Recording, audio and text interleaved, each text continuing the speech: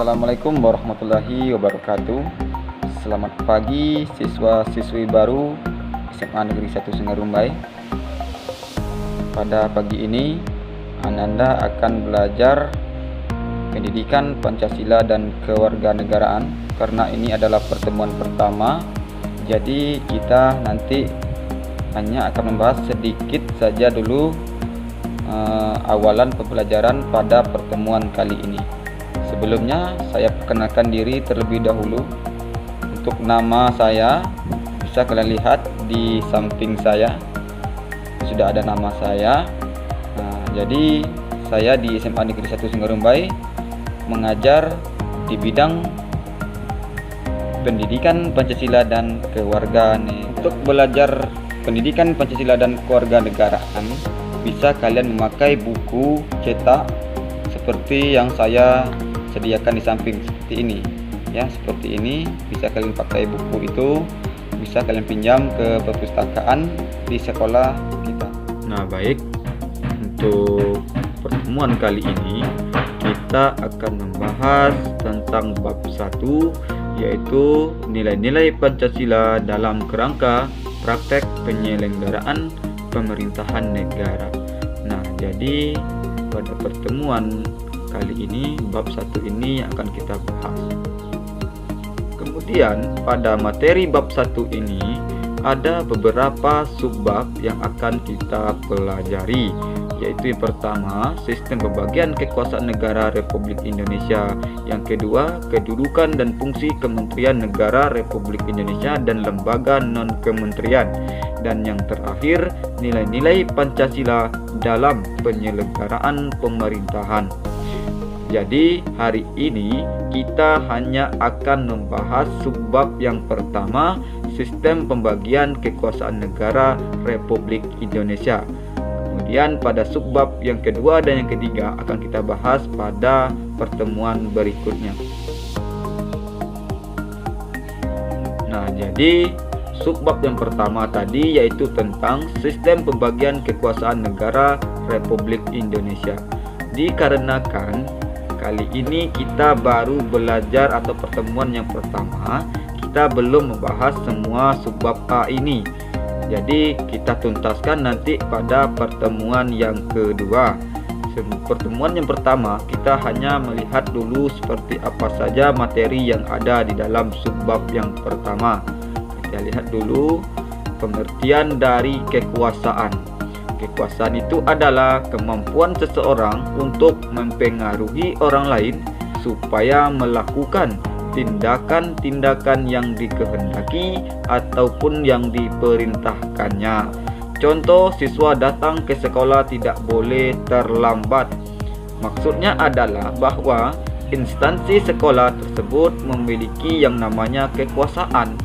Jadi, para siswa harus mentaati peraturan yang ada di sekolah, seperti tidak boleh datang terlambat. Kemudian, negara kita ini juga termasuk kepada negara yang memiliki banyak sekali kekuasaan. Nah, kekuasaan seperti apa saja? Jadi, kekuasaan negara itu merupakan kewenangan negara untuk mengatur seluruh rakyatnya untuk mencapai keadilan, kemakmuran, dan keteraturan. Jadi, para pejabat negara tersebut memiliki yang namanya kekuasaan. Jadi, kalau nanti kita menjadi seorang pejabat, maka ketika kita mempunyai kekuasaan, maka gunakanlah kekuasaan itu untuk seluruh rakyat. Misalkan kita harus adil terhadap rakyat, kita harus bagaimana memikirkan kesejahteraan rakyat dan lain-lain. Oke, kita lanjutkan. Ada juga menurut para ahli tentang macam-macam kekuasaan negara. Nah, yang pertama kita lihat menurut John Locke, kekuasaan negara tersebut dibagi menjadi 3.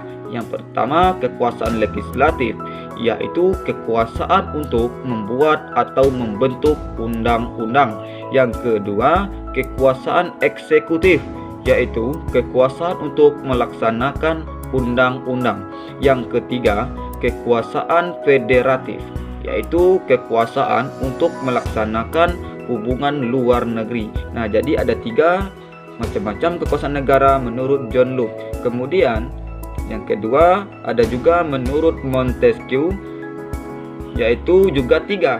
Yang pertama yaitu kekuasaan legislatif, yang kedua kekuasaan eksekutif, dan yang ketiga adalah kekuasaan yudikatif. Jadi letak perbedaan dari 2 pendapat para ahli ini terletak pada bagian yang ketiga, yang mana menurut Montesquieu kekuasaan yudikatif itu adalah kekuasaan untuk mempertahankan undang-undang, termasuk mengadili setiap pelanggaran terhadap undang-undang.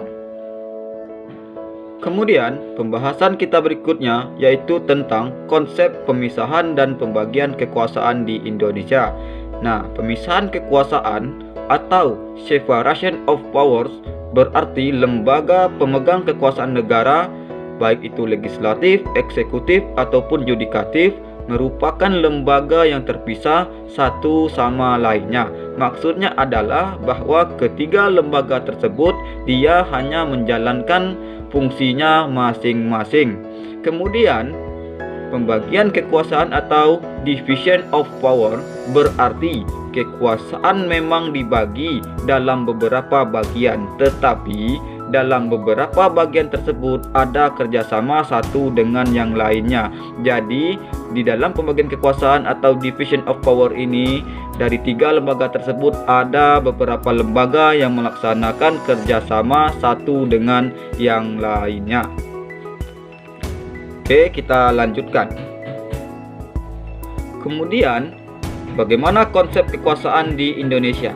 Pembagian kekuasaan di Indonesia diatur dalam Undang-Undang Dasar Negara Republik Indonesia tahun 1945.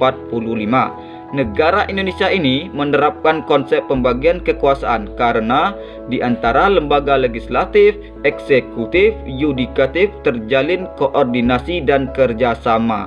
Contohnya seperti apa? Yaitu dalam pembuatan undang-undang, DPR bekerjasama dengan Presiden. Nah, jadi DPR atau Badan Legislatif di Indonesia tidak bisa membuat undang-undang sendiri. Dia juga harus bekerjasama dengan Presiden. Begitupun sebaliknya. Oke, kita lanjutkan. Bagaimana pembagian kekuasaan di Indonesia? Nah, penerapan pembagian kekuasaan di Indonesia dibagi atas 2.